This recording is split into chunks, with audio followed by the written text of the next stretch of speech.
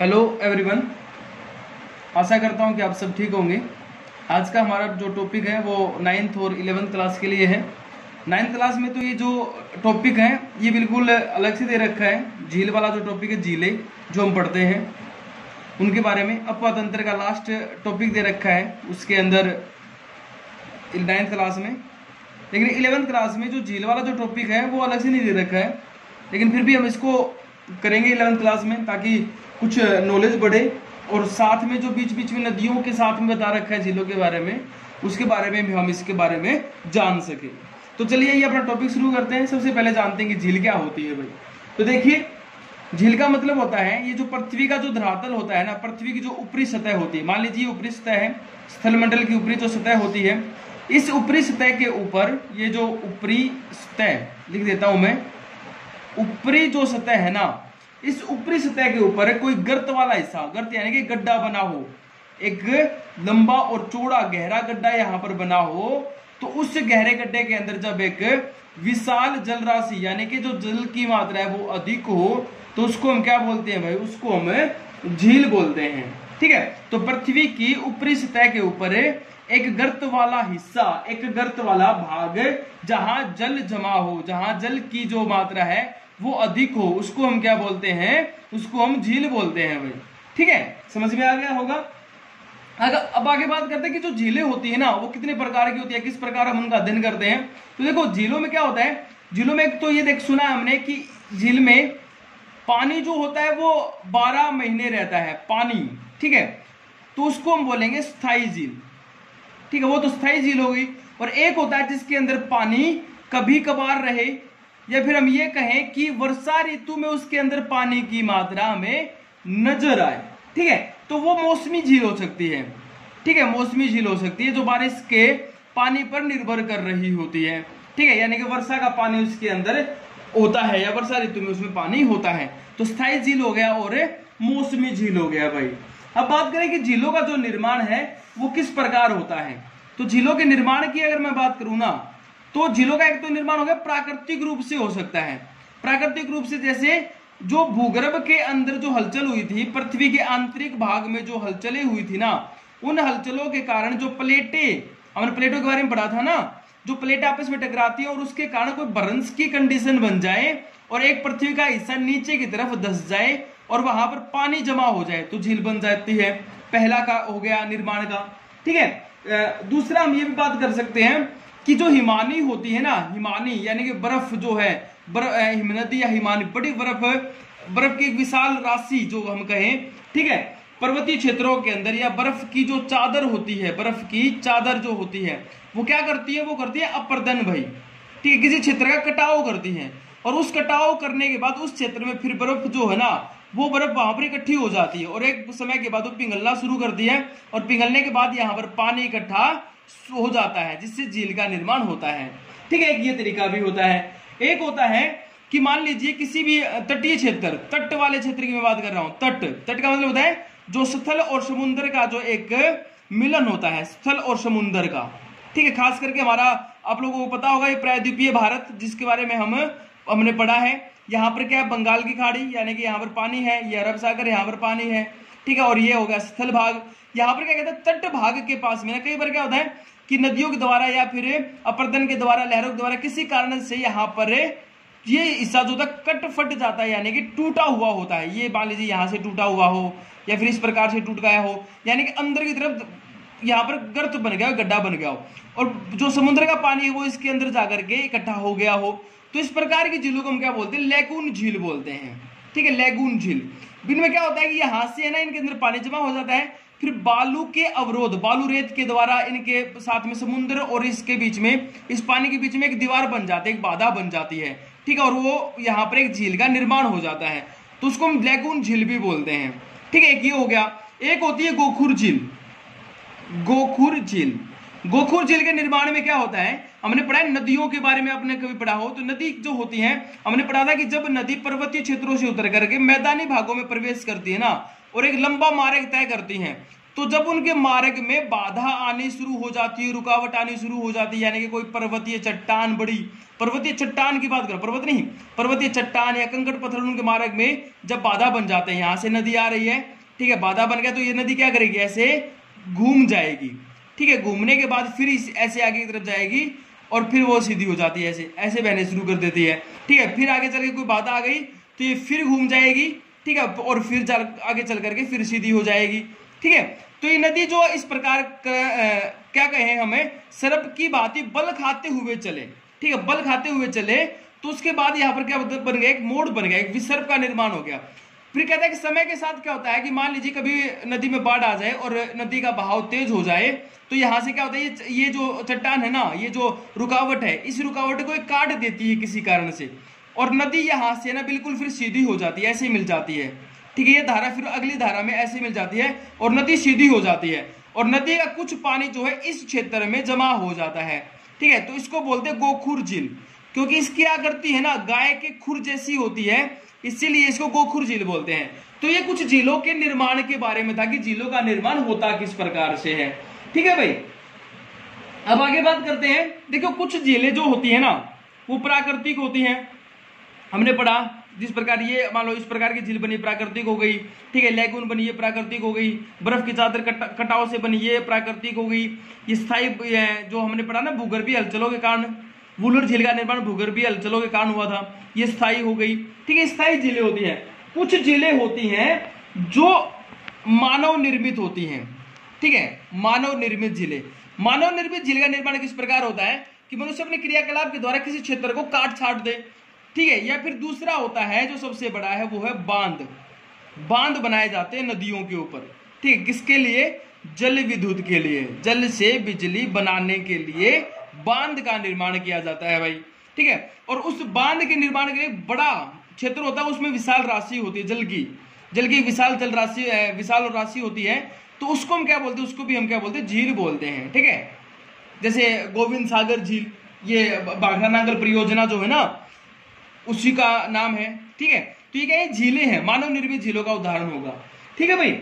अब आगे पढ़ लेते हैं कि झीलों के लाभ क्या हैं, लाभ और जान लेते हैं झीलों के, ठीक है।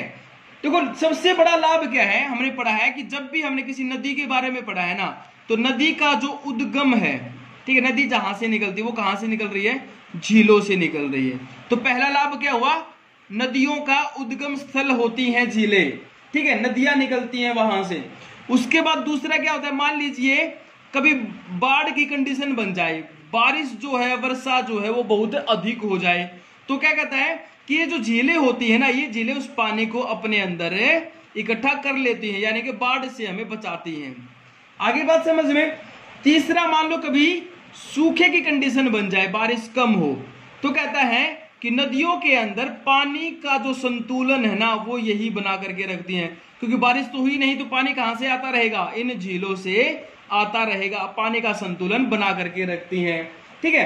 नंबर 4 जो अभी हमने जाना, जल विद्युत, ठीक है, बिजली निर्माण का कार्य जो होता है इन झीलों के द्वारा संपन्न होता है, ठीक है। उसके बाद जो है, अब जहां पर झील हो गई, पानी जो है एक विशाल जल राशि के रूप में, विशाल राशि के रूप में जमा है, उस क्षेत्र में कहता है जो जलवायु होती है ना वो भी बड़ी अनुकूल होती है भाई, ठीक है। उसके बाद यहां पर बात करें नंबर 6, तो कहते हैं कि ये जो झीलें होती है ना, इन झीलों के अंदर जो जलीय जो जीव होते हैं वो बड़े आराम से रहते हैं, इनका अपना एक पारितंत्र चलता है। तो हम यहाँ पर क्या लिख सकते हैं कि जलीय पारितंत्र का संतुलन बनाए रखती हैं, ठीक है। जलीय पारितंत्र, जल के अंदर पाए जाने वाले छोटे छोटे जो जीव जंतु होते हैं वो इनके अंदर पनप रहे होते हैं, बढ़ रहे होते हैं, उनका घर होता है ये, ठीक है। तो जलीय पारितंत्र को बढ़ावा देते हैं। और उसके साथ में जो सबसे अच्छा है वो है कि ये मनोरंजन का साधन होती हैं, ठीक है। लोगों को पर्यटन के रूप में लोगों को अपनी ओर आकर्षित करती हैं, पर्यटक बनकर के लोग यहाँ पर मनोरंजन के लिए, घूमने के लिए यहाँ पर जाते हैं भाई। आगे बात समझ में, ये हो गए इसके लाभ। अब है ना, भारत में कुछ महत्वपूर्ण झीलों के बारे में जान लेते हैं, कुछ महत्वपूर्ण झीलों के बारे में पढ़ लेते हैं, ठीक है। मैप में देख लेते हैं उनको। तो ये रहा इंडिया का मैप, आप लोगों को नजर आ गया होगा, है ना। अब शुरू करते हैं, सबसे पहले जम्मू कश्मीर में देखते हैं। तो जम्मू कश्मीर में जो भारत की सबसे बड़ी मीठे पानी की जो झील है, वुलर झील भाई, ठीक है। वुलर झील जो है मीठे पानी की सबसे बड़ी झील, उसको हम यहां पर दिखाएंगे, ठीक है। ये कौन सी झील हो गई? वुलर झील, भारत की सबसे बड़ी मीठे पानी की झील वुलर झील, ठीक है। उसके अलावा इसके अंदर जहां ये देखो हिमालय क्षेत्र हो गया, हिमालय क्षेत्र के अंदर ना जितनी भी झीलें हैं वो उन झीलों का निर्माण बर्फ के द्वारा होता है, बर्फ यानी कि उनमें बर्फ का पानी होता है। तो वो सारी की सारी जो झीलें होती है ना, वो सारी मीठे पानी की झीलें होती हैं, ठीक है, क्योंकि उनके अंदर बर्फ पिघल करके पानी आता है। तो उसी प्रकार इसमें काफी झीलें हैं, शेषनाग है, नगीन है, मानसबल है, ठीक है, काफी झीलें हैं। लेकिन हम एक और देख लेते हैं, डल झील भाई, ठीक है, डल झील, ठीक है, डल झील नाम सुना होगा आप लोगों ने काफी बार इसका, ठीक है। अब आगे बात कर लेते हैं, आगे आता है उत्तराखंड। उत्तराखंड में जो सबसे प्रसिद्ध है, जैसे नैनीताल आप लोगों ने सुना होगा, तो नैनीताल जो है ना वो नैनी झील के साथ में है, ठीक है। तो नैनी झील भाई, कौन सी? नैनी झील, ठीक है। इसके साथ में है ना यहाँ पर सात ताल, मालाताल, रूपकुंड, देवताल, काफी झीलें यहाँ पर हैं, ठीक है। अगर रूपकुंड की बात करें हम तो रूपकुंड भी इसके नैनी झील के साथ में दिखाया जाता है, रूपकुंड, ठीक है। ये रूपकुंड है ना एक रहस्यमयी झील है भाई, यहां पर नरकंकाल पाया जाता था इस नदी के अंदर कभी, ठीक है। 1942-43 के अंदर इसकी खोज हुई थी रूपकुंड की, रूपकुंड झील जो है, ठीक है। उसके साथ में अगर आप यहां पर दिखाएं, सात ताल भी नजर आ सकती है, ठीक है। लेकिन हमें मुख्य नदी कर रहे हैं तो ज्यादा गहराई में नहीं जाएंगे। अब आगे चलते हैं, राजस्थान में आते हैं। राजस्थान में सबसे जो प्रसिद्ध आपने सुनी सांबर झील, ठीक है। तो सांबर झील जो है ना एक स्थल के अंदर की झील है, यानी कि स्थलीय भाग के बीच में पाई जाती है, ठीक है। इनलैंड झील बोला जाता है इसे, इनलैंड झील, ठीक है, यानी कि स्थल भाग में इनलैंड झील। तो इनलैंड में अगर बात की जाए, सबसे बड़ी खारे पानी की झील जो है सांबर झील, ठीक है, यानी कि अंतर स्थलीय क्षेत्रों के अंदर सांबर झील सबसे बड़े खारे पानी की झील, ठीक है, सांबर झील। वैसे भारत में खारे पानी की जो झील है ना बड़ी, वो है लैगून झील। अगर हम बात करें यहां पर तो वो है चिल्का झील, ये उड़ीसा के अंदर है भाई, चिल्का झील, ठीक है। भारत की सबसे बड़ी खारे पानी की झील चिल्का झील, यहां से देखो इस प्रकार बनी हुई, तट को काट करके बनाई गई है, बनी हुई है चिल्का झील, ठीक है, भारत की सबसे बड़ी खारे पानी की झील। और वैसे भी तटीय झील जो है ना, तटीय झील लैगून झील, ये चिल्का झील, ठीक है। उसके बाद राजस्थान में वापिस आता हूं मैं, और राजस्थान में देखते हैं पुष्कर, ठीक है। तो पुष्कर जो झील है वो सांबर झील के नजदीक यहां पर, ठीक है, ये हो गई पुष्कर झील, दिखाएंगे हम यहां पर, ठीक है, पुष्कर झील हो गई। उसके बाद हम यहां पर और देखें तो इसमें एक आती है नक्की झील, नक्की झील या नक्की झील ऐसे लिखा जाता है, ठीक है, नक्की झील भाई, ठीक है। और देख लेते हैं इसमें एक देवर के नाम से यहां पर झील आती है, देवर झील, देवर या डेबर मिलेगा आप लोगों को, देवर झील, ठीक है, यहां पर। उसके बाद हम नीचे चलते हैं, गुजरात में आते हैं। गुजरात में एक ही पढ़ेंगे हम, और वो है नल सरोवर झील, ठीक है, नल सरोवर झील, यहां पर नाम है इसका नल सरोवर झील, नल सरोवर झील। कई जगह पर नाल सरोवर मिल सकता है, यह नल सरोवर झील, ठीक है। उसके बाद हम आते हैं महाराष्ट्र में, और महाराष्ट्र में है लोनार झील भाई, ठीक है, लोनार झील, महाराष्ट्र के अंदर लोनार झील, ठीक है। महाराष्ट्र से फिर नीचे आएंगे और हम चलते हैं केरल के अंदर। केरल में दो झीलें बड़ी प्रसिद्ध हैं, और उनमें सबसे ज्यादा प्रसिद्ध जो है वो है वेबनाड झील या वेबनाड झील, ठीक है, वेबनाड झील, वेबनाड झील, वेबनाड या नाद भी लिखा जाता है, वेबनाड झील, ठीक है, प्रसिद्ध झीलों में से है। उसके साथ में उसके नीचे ही है अष्टमुदी, अष्टमुदी या अष्टमुडी, अष्टमुडी या अष्टमुदी भी लिखा जाता है, ठीक है, ये दो झीलें हो गई इसमें। उसके बाद हम चलते हैं आगे चल करके, एक आंध्र प्रदेश और तमिलनाडु तट पर है, उसका नाम है पुलिकट झील, ठीक है, पुलिकट झील जो है आंध्र प्रदेश तमिलनाडु के तट पर है। इसका अधिकतर हिस्सा आंध्र प्रदेश में है और कुछ % हिस्सा जो इसका तमिलनाडु के अंदर है। तो ये हो गई पुलिकट झील, ये भी तटीय झील है पुलिकट झील। और आंध्र प्रदेश में एक झील और है दूसरी जो प्रसिद्ध है, उसका नाम है कोलेरू झील। ठीक है, कोलेरू झील।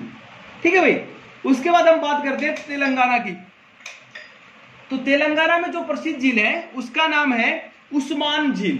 ठीक है, उस्मान झील यहां पर तेलंगाना में आप लोगों को यहां भरनी है, उस्मान झील।